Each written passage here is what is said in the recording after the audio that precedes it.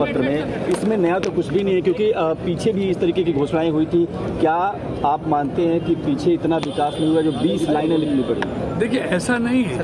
आप देखेंगे हर अंत्योदय परिवार को जो 50 लाख परिवार है उनको 500 रुपए में गैस का सिलेंडर हरियाणा सरकार ने देना शुरू कर दिया। वो वादा कर रहे हैं, हमने देना शुरू कर दिया। आईडी नीचे करो भारत। इसलिए इस संकल्प में आप देखेंगे, आप महिला का भी, अन्नदाता का भी, युवा का भी और गरीब का भी और उद्योगपति का भी, व्यापारी का, सबका ध्यान रखा गया है। पिछड़े समाज का भी ध्यान रखा गया है, अनुसूचित जाति का भी ध्यान रखा गया है। सबके लिए संकल्प पत्र में हमने जो वादे किए हैं वो निश्चित तौर पर वो सिद्धि तक पहुंचेंगे। और भारतीय जनता पार्टी और कांग्रेस में यही जनता है। एक सर सवाल, भारतीय जनता पार्टी जो कहती है उसको करती है, कांग्रेस कहकर मुकरती है। इसलिए कांग्रेस की घोषणाओं पर ना देश के लोगों को भरोसा है, ना हरियाणा के लोगों को भरोसा है। और वो क्यों नहीं है? क्योंकि उसका ताजा उदाहरण है हिमाचल, तेलंगाना और कर्नाटक। इन्होंने 2022 में हिमाचल में वहाँ की महिलाओं से वादा किया 1500 रुपए देंगे, 300 यूनिट तक बिजली फ्री देंगे। आज 2 साल हो गए, ना महिला भी को पैसा 1500 रुपए मिल रहा है, ना 300 यूनिट बिजली फ्री मिल रही है। हालत ये हो गई है कि सरकारी कर्मचारियों को देने के लिए पैसा नहीं है। इसलिए कांग्रेस ने, और देने की बात छोड़ो, इन तीनों प्रदेशों में 3 रुपए लीटर पेट्रोल पर और 3 रुपए लीटर डीजल पर, और ऐसे ही पंजाब में महंगा कर दिया गया है। देने की बजाय लोगों की जेबें ढीली कर दी है। जहाँ जहाँ इंडिया गठबंधन की सरकारें हैं वहाँ सबसे महंगा डीजल और पेट्रोल मिलता है, और जहाँ जहाँ बीजेपी की सरकारें हैं वहाँ सबसे सस्ता डीजल और पेट्रोल मिलता है। हरियाणा के लाल मेडल लाते हैं सर, खेल को लेकर के कोई रणनीति है? क्योंकि ग्राउंड लेवल पर कहा जा रहा है कि जो खिलाड़ी खेलना चाहते हैं उससे पहले की जो तैयारी है उस पर जरा देखिए, आप देखिए हरियाणा खेलों की खान है, खिलाड़ियों की खान है।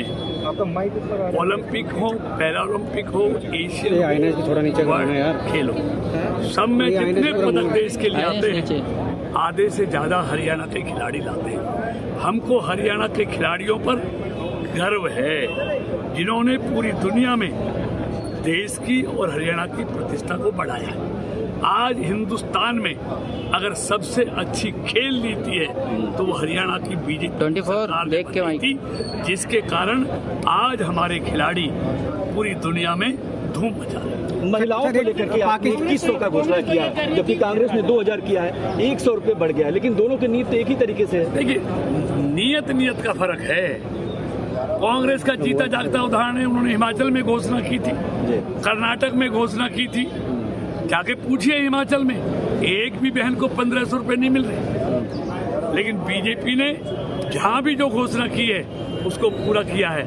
इसलिए कांग्रेस सिर्फ छलावा है, भ्रमित कर रही है, गुमराह कर रही है। वोट लेकर अपने वादे से मुकरने वाली पार्टी इस देश में कोई है तो वो कांग्रेस का कौन सा वादा है जो आपको लगता है भ्रमित करने वाली है? ये सारे महिलाओं वाले भी, फ्री में बिजली देने वाला भी, 6000 वृद्धा पेंशन देने वाला भी। मैं पेंशन की बात करता हूँ, बुढ़ापा पेंशन की।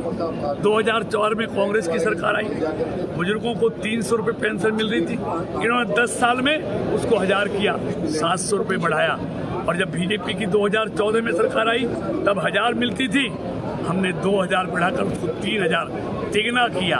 इन्होंने 700 बढ़ाए 10 साल में, हमने 10 साल में 2000 बढ़ाए। तो ये इनकी कथनी करनी है।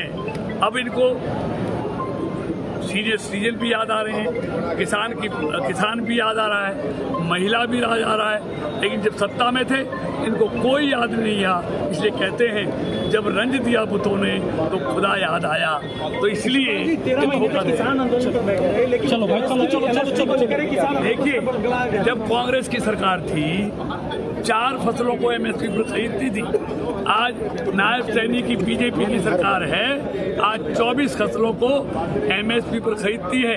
हमने एमएसपी के रेट भी बढ़ाए हैं, एमएसपी पर उनसे ज़्यादा खरीद भी की है। वो 4 फसलें खरीदते थे, हमने 24 फसलें खरीदी हैं। उन्होंने किसानों के खराबे का 10 साल में 1100 करोड़ मुआवजा दिया, हमने 10 साल में 13,000 करोड़ रुपया किसान की फसल का खराबे का। पहलवान